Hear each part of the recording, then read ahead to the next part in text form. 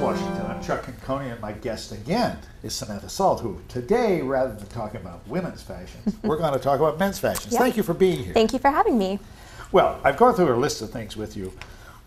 How's our president dressed? You know, President Barack Obama is actually probably one of the best dressed presidents we've seen in a while.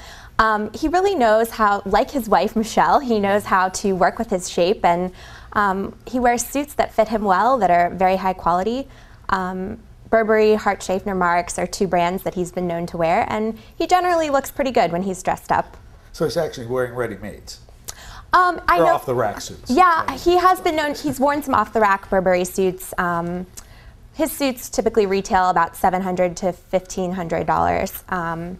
But I do believe his Inauguration Day suits were specially tailored. So. Now, what does he do that's unusual? I know he's made, what, Vogue covers? Yeah, Among the best dressed? He's made 2 men's Vogue covers. He unfortunately was dressed in almost the exact same outfit on both, but he looked good nonetheless. He's been named as part of Esquire's Best Dressed list. So basically what he does is just wear suits that fit him. He doesn't wear big baggy suits and shirts like a lot of men in this town do. You had some pictures with you that shows when he wasn't looking good. And what did he do? Right. What was the faux pas he committed? Well, his major faux pas when he hasn't looked so good is that he dresses too casual, and casual generally is harder to pull off. In one photo, he was wearing a button-down shirt with the sleeves cuffed and tucked into khaki pants with his BlackBerry clipped to his side. Oh. Just did not look good.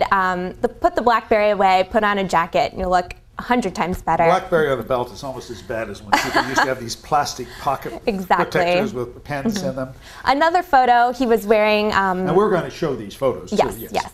Another photo, he was wearing ill-fitting, medium-wash jeans with a golf shirt tucked in, and again, just looked kind of sloppy, looked like it didn't fit him very well, accentuated the negative aspects of his body, whereas in a suit, he always seems to look good.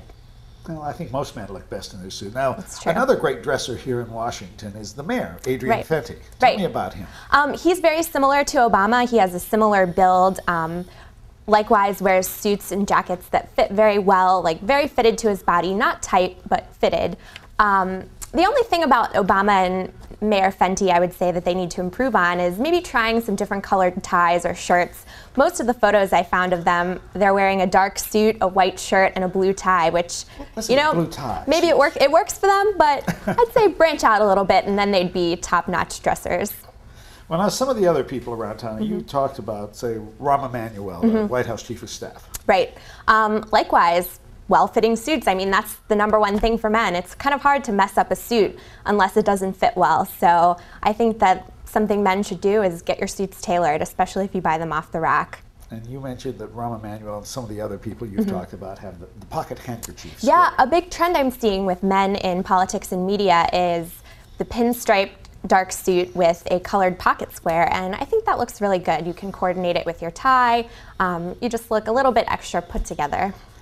One of the people we know around town who's a very different dresser simply because he wears a bow tie, Tucker Right. Carlson. Tucker Carlson. Now, bow ties are a very strange thing. Are they in, or are they ever, I guess that they're never out?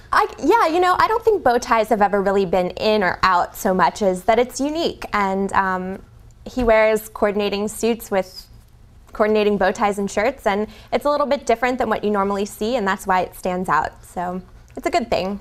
What do you think of the tendency in the last few years to the so-called dress down Friday? You know, women have a much easier time. You can put on a pair of dark jeans with a blazer and heels and still look appropriate for work, but men just don't seem to get the dress down Fridays. They just look sloppy. Jeans, very few people look good in jeans with a tucked in polo shirt. It's just not very flattering. If you put on a blazer, you look a lot better. So I'm not a fan of dress down Fridays. I say always better to be a little bit overdressed than underdressed.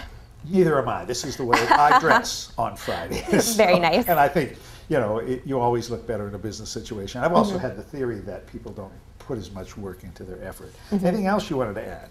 I think we talked about some neckties like Ted Stevens, for example. Yeah. Former Senator Ted Stevens. Ted Stevens, I found a photo of him wearing some sort of penguin necktie or collar. I'm not quite sure what it was.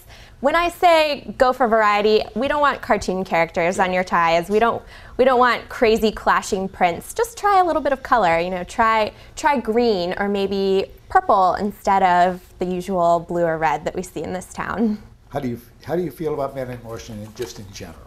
You know, I was honestly, when I was doing research for this, I was expecting to find a lot of terrible dressers, but men in general are pretty put together, especially in business settings. Like I said, it's hard to mess up a suit and a jacket and tie unless it doesn't fit you very well. So in general, I'd say men are pretty good dressers here in DC. Well, so. I like that. Thank you, Samantha. Thank you so much.